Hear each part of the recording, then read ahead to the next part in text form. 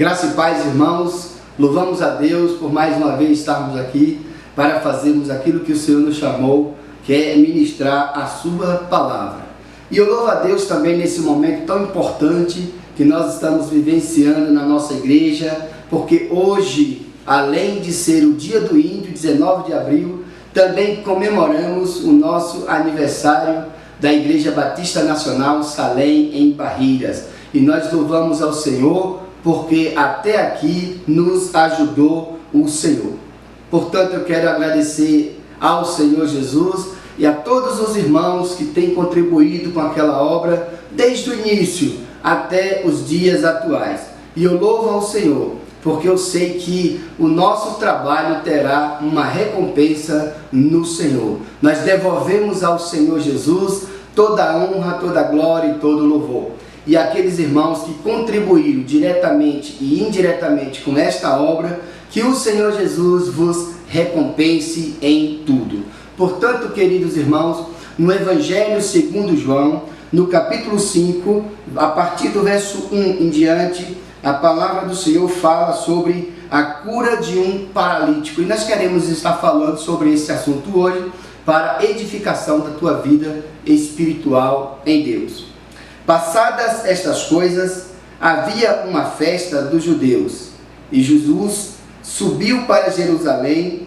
Ora, existe ali, junto à porta das ovelhas, um tanque chamado em hebraico Betesda, o qual tem 5 pavilhões. Nestes jazia uma grande multidão de enfermos, cegos, coxos e paralíticos, esperando que se movesse a água, porquanto um anjo descia em certo tempo, agitando-a, e o primeiro que entrava no tanque, uma vez agitada a água, sarava de qualquer doença que tivesse. Estava ali um homem enfermo, havia 38 anos. Jesus, vendo deitado e sabendo que estava assim há muito tempo, perguntou-lhe: queres ser curado? Respondeu-lhe o enfermo: Senhor, não tenho ninguém que me ponha no tanque quando a água é agitada, pois enquanto eu vou, desce outros antes de mim. Então lhe disse Jesus: levanta-te, toma o teu leito e anda. Imediatamente o homem se viu curado e, tomando o leito, pôs-se a andar, e aquele dia era sábado. Por isso disseram os judeus ao que fora curado: hoje é sábado, não te é lícito carregar o leito. Ao que ele respondeu: o mesmo que me disse, está curado, toma o teu leito e anda. Porque perguntaram-lhe ele: quem é o homem que disse, toma o teu leito e anda?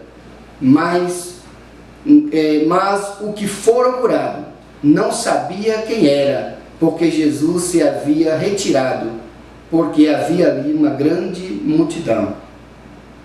Mais tarde, Jesus o encontrou no templo e lhe disse: olha que já estás curado, não peques mais, para que não te suceda coisa pior.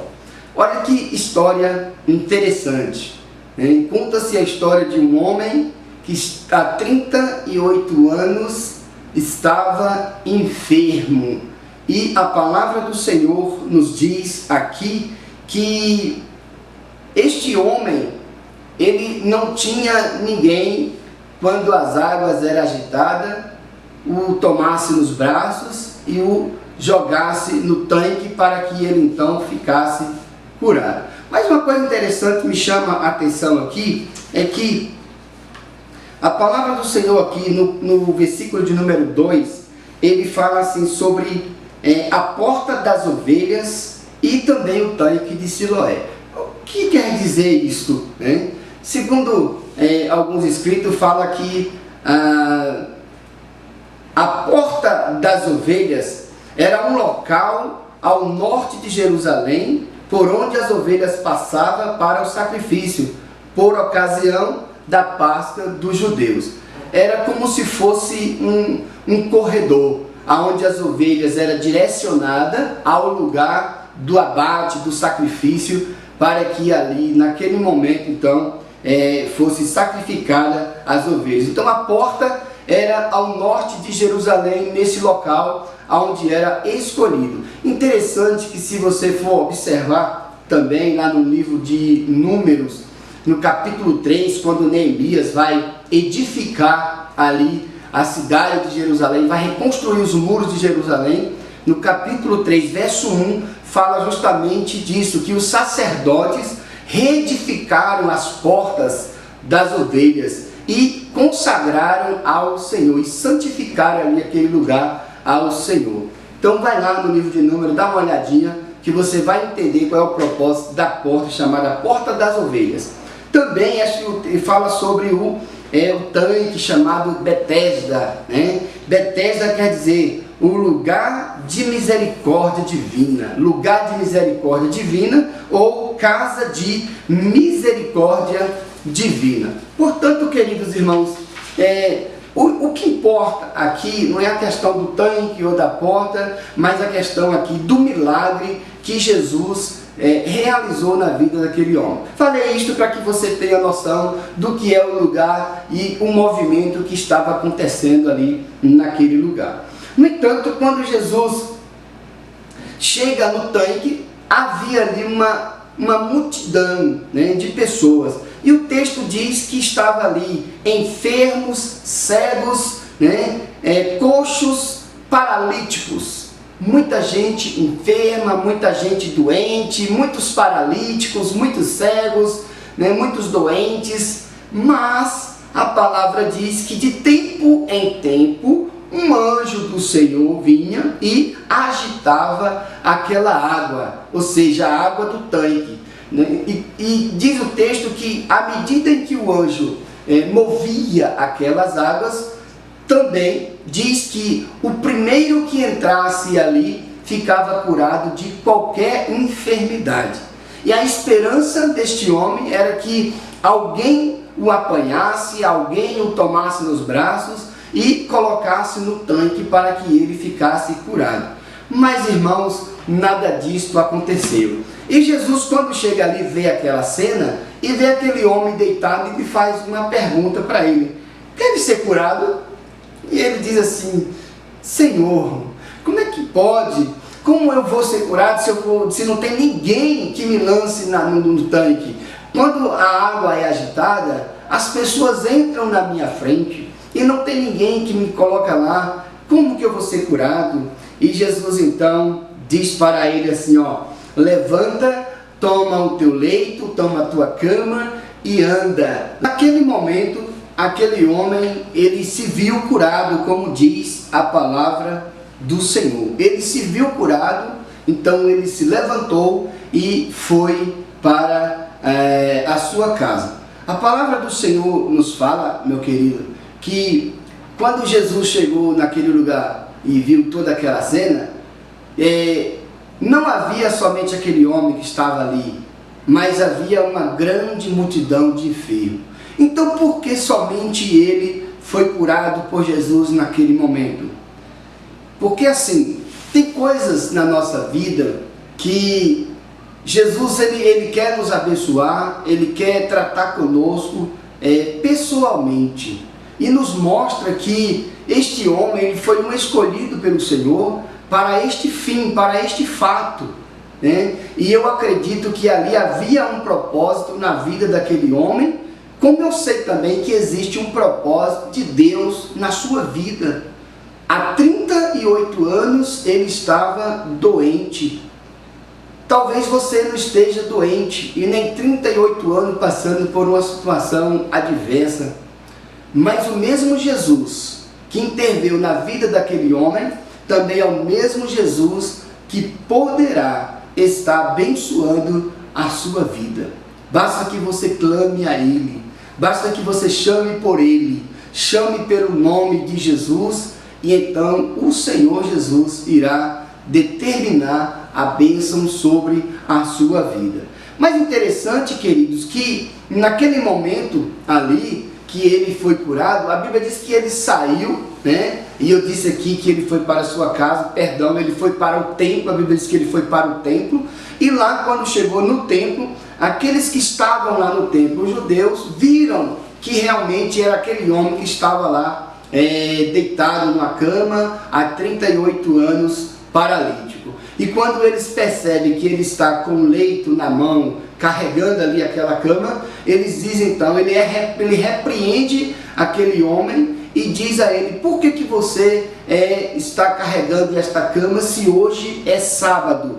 Tu sabe que não é lícito carregar a tua cama no sábado? E aquele homem diz assim: eu não sei, eu só sei que o homem que me curou me disse assim: toma a tua cama e anda, e aqui estou eu. Então fica uma indagação: qual é mais importante para as nossas vidas? Obedecer ou sacrificar? Obedecer às tradições ou sacrificar as nossas vidas? Queridos, a palavra nos diz que quando o Senhor Jesus ele nos dá uma ordem, essa ordem deve ser obedecida. E maior é Jesus do que qualquer uma outra coisa, do que a tradição, do que os costumes, do que os judeus, do que eu, do que você, do que o mundo inteiro. O nome de Jesus está sobre todo nome, e foi para isso que ele veio, como diz o profeta Isaías. Ele veio para curar os doentes, para libertar os presos, oprimidos. Foi para isso que o Senhor Jesus veio. E aquele homem não estava apenas paralítico no seu corpo físico, mas também na sua alma, no seu espírito, doente, amargurado, precisando de ajuda. E no meio de uma multidão, não houve um homem sequer, uma pessoa sequer que lhe estendesse as mãos. E aqui me leva também a refletir. Possa ser também que em alguns momentos da nossa vida, nós possamos estar rodeados de pessoas, em lugares cheios de pessoas, mas ao mesmo tempo nos sentindo sozinhos, como se não tivesse ninguém por perto para nos ouvir, para estender a mão, para nos ajudar, para nos apoiar. E é isso que eu quero mostrar para você, é que em momentos oportunos em que a gente se sente dessa maneira, eu quero dizer para você que Jesus está com as suas mãos estendidas para nos abençoar, como diz o profeta Isaías, que a sua mão não está encolhida para que não possa salvar, e nem a sua mão estendida para que não possa também libertar o homem, curar o homem de toda e qualquer enfermidade. E este homem, ele então foi contemplado porque o Senhor o viu, o Senhor enxergou. Enquanto muitas vezes nós não somos enxergados por ninguém, o Senhor Jesus está nos contemplando. Então você não está só. Ele diz: e eu estarei com vocês todos os dias, até a consumação do século. E naquele momento, aqueles homens, os judeus, fazem uma pergunta para ele: e aonde está então aquele que te curou? Aonde está ele? E aquele homem não soube responder, porque Jesus já havia saído dali e ele não conhecia Jesus. Mas interessante é que quando Jesus vai para o templo, que Jesus chega no templo, Jesus encontra ele no templo. E ali então Jesus faz uma advertência a ele. Jesus diz para ele assim: olha, vejo que você está curado, agora cuidado, não peques mais, para que não te aconteça coisa pior. Isso também nos mostra, queridos, que os nossos pecados faz separação entre nós e o nosso Deus, como disse a sua palavra. E que muitas vezes nós não conseguimos enxergar o Senhor por conta dos nossos pecados, por conta das nossas culpas, das nossas transgressões. E aqui a palavra diz aqui que Jesus repreende ele, dizendo: não peques mais. Mas Jesus sabia que ele era humano, que ele voltaria a pecar, que ele voltaria a errar. Mas Jesus não estava dizendo que ele não tinha que pecar. Jesus está dizendo aqui que ele não tinha que viver uma vida de pecados, né? Fazer do pecado o seu braço forte. Muito pelo contrário, mas procurar a viver uma vida reta, íntegra diante do Senhor Jesus. Da mesma forma que ele falou para aquela mulher prostituta, quando foi levado na sua presença, quando aqueles homens tentaram acusar do seu ato de adultério. E Jesus então, voltando para aquela mulher, disse assim: aonde estão os teus acusadores? E eles responderam: Senhor, não está aqui. Ela respondeu: não está aqui mais, não tem ninguém. Ele disse: eu também não te condeno, vai e não peques mais. Então é a mesma expressão, vai e não peques mais. Jesus sabia que aquela mulher ia pecar? Sim, somos humanos, seres humanos, vivemos nesse tabernáculo de carne, enquanto vida, mas fisicamente, mas espiritualmente nós somos membros do corpo de Cristo. Significa dizer que aquele que vive uma vida de pecado está ferindo o corpo do Senhor. Portanto, queridos irmãos, examine-se, pois, o homem a si mesmo, diz a sua palavra, e depois coma do pão e beba do cálice do Senhor, como diz a sua palavra. Eis aqui a palavra do Senhor, a fonte de água viva, que pode jorrar no teu coração, nos nossos corações, em nossas vidas. Então, nesse dia de hoje, que Deus possa estar iluminando a tua vida, trazendo sobre você a vida de Deus para a tua vida. E desejo a você, Igreja Batista Nacional Salém, que Deus possa estar abençoando cada dia da sua caminhada e cada membro ser fortificado no Senhor. E todos aqueles que estarão conosco, que andarão conosco, da mesma forma serão abençoados em Cristo Jesus. Portanto, eu quero aqui estar orando pela tua vida, para que o Senhor possa estar lhe abençoando mais e mais, em nome do Senhor Jesus. Grande e soberano Deus, Senhor dos céus e da terra, aqui, Senhor, diante da tua palavra, do qual este homem há 38 anos estava enfermo, mas quando o Senhor teve um encontro com ele, então ele, ó Deus, foi curado, e o Senhor lhe deu a alegria, ó Deus, de viver uma vida plena e convicta diante da tua presença. Eu oro por estas pessoas, ó Pai, que estão, ó Deus, enfermos na alma, essas pessoas que estão com um problema que talvez ele olha não tem solução, que muito tempo clama, busca, mas não tem força em si mesmo. Deus, entra agora com providência na vida desta pessoa e cura esta pessoa deste mal, Senhor. Tu sabes e o Senhor examina cada coração. O Senhor sabe da necessidade de cada um, aonde ele deve ser curado, aonde ele deve ser tocado. Por isso, Senhor, toca no teu povo, toca na chaga, toca na ferida, toca na alma, no espírito, toca na carne, Senhor, para que seja curado de todo e qualquer mal, em nome do Senhor Jesus e para a glória do Senhor Jesus. Que o Senhor te abençoe, em nome do Senhor Jesus.